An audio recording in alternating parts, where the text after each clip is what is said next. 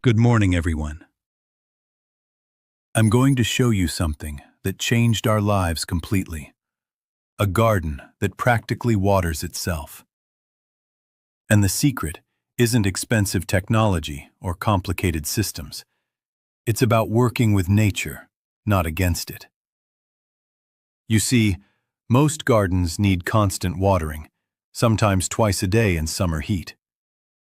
People spend hours dragging hoses around, watching their water bills climb, and still their plants struggle. But what if I told you that your soil could hold water like a sponge? What if your plants could actually share water with each other through an underground network? That's exactly what we've built here. And incredibly, it gets better and more efficient every single year. Let me show you how it all works. It starts right here with our compost system. This isn't just fertilizer. This is liquid gold for water retention.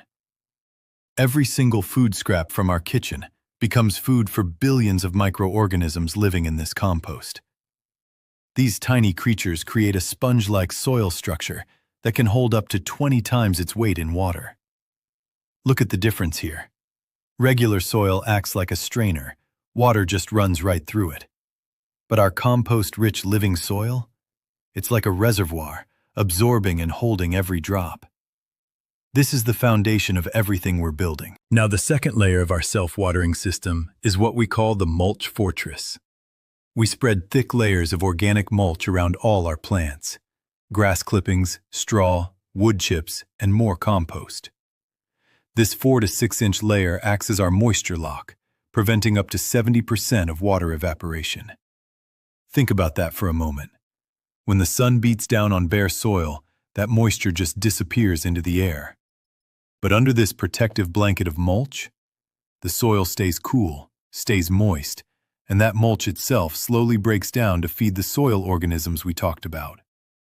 When it rains, instead of water running off or evaporating within hours, it's trapped in place, soaking deep into our living soil sponge. Here's where things get really fascinating.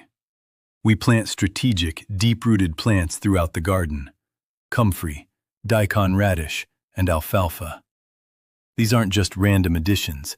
These are our living water pumps.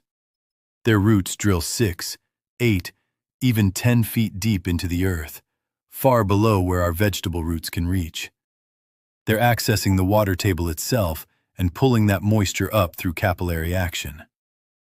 But here's the incredible part. They share that water with our shallow-rooted vegetables through an amazing fungal network called mycorrhizae. It's like nature's internet. These microscopic fungal threads connect the roots of all our plants underground, and they literally communicate and exchange water and nutrients through this network. So our deep-rooted plants are pumping water up from below, and the whole garden benefits from it. Now let me show you these beans and peas we're planting. These legumes are absolute game changers. They're nitrogen factories that capture nitrogen directly from the air and store it in little nodules on their roots. When we cut them back, or they die back naturally, all that nitrogen is released into the soil, feeding our vegetables. It's free fertilizer that renews itself forever. And here's the connection to water. Plants with good nutrition, plants that aren't stressed or deficient, need significantly less water to thrive. They develop stronger root systems, healthier leaves, and better drought resistance. So by feeding our soil naturally with nitrogen-fixing plants, we're actually reducing our garden's water needs at the same time. Our garden layout isn't random at all. Every single plant has a strategic purpose in our water-saving system. See how we've planted basil right next to these tomatoes? The basil shades the tomato roots, preventing evaporation. These squash plants with their huge leaves, they're acting as living mulch, covering the soil and keeping it cool. The corn provides afternoon shade for our lettuce during hot summer months. We've created thousands of tiny microclimates throughout the garden where plants protect each other from heat, wind, and water stress.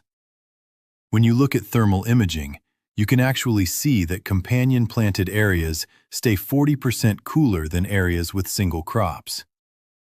Cooler soil means less evaporation, which means our water stays where we need it, in the root zone. Let me introduce you to our underground irrigation team.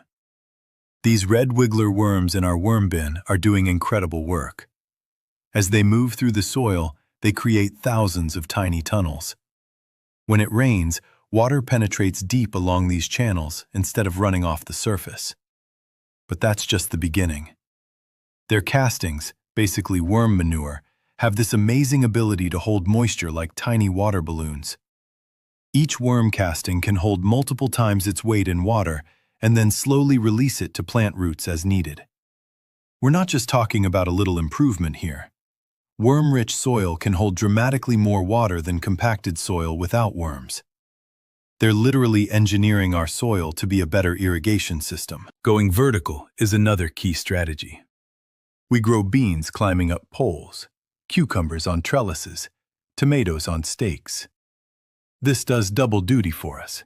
First, we get 3 times more food production in the same space. But second, and just as important, all these climbing plants create shade patterns that protect the soil throughout the day. Watch how the sun moves across the garden.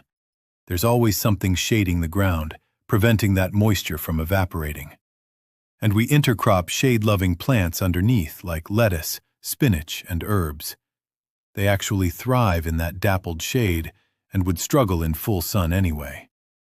So we're maximizing our space while simultaneously protecting our irrigation system. Even in a small backyard garden like ours, we work with gravity instead of fighting it. See these gentle contours we've created in the beds? These are small swales, just shallow depressions that follow the contour of the land. When heavy rain falls, instead of water rushing downhill and off the property, it collects in these swales and soaks in slowly right where we want it. We're essentially harvesting rainwater in place.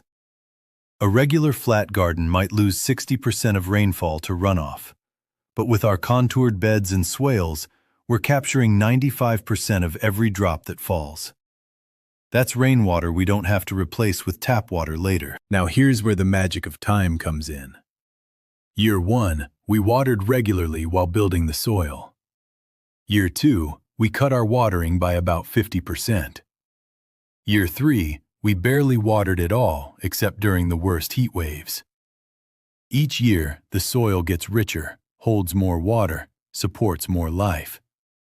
It's a compounding effect. The compost builds up, the worms multiply, the fungal network expands, the deep roots go deeper, the mulch layer thickens.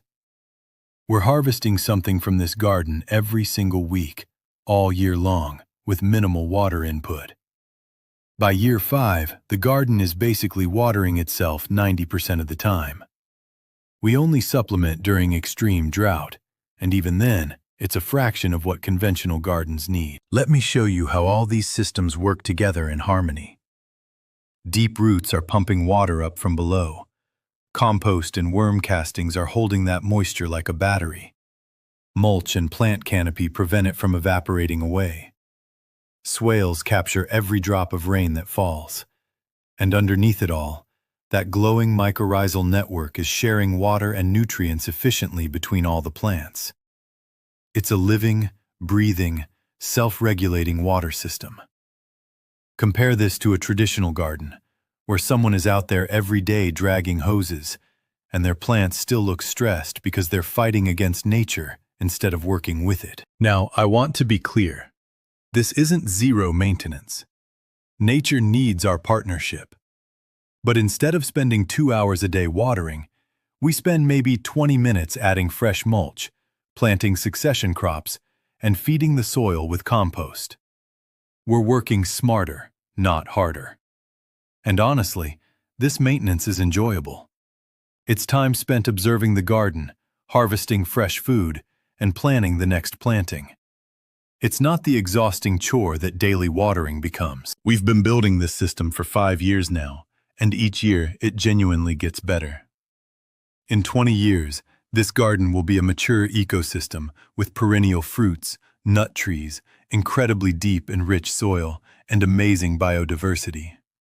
It will water itself, feed itself, and provide abundant food for our family with minimal input from us. The plants will be healthier than anything you can buy. The soil will be teeming with life, and we'll have created this resilient, self-sustaining system in our own backyard. You know what they say, the best time to start building a self-watering garden was 20 years ago. But the second best time is today. Start small, add compost, plant some deep-rooted companions, mulch heavily. Each step you take toward working with nature instead of against it will pay dividends for decades to come. This isn't just about saving water, though that's certainly part of it. This is about creating a living ecosystem that becomes more abundant, more resilient, and more beautiful with every passing year.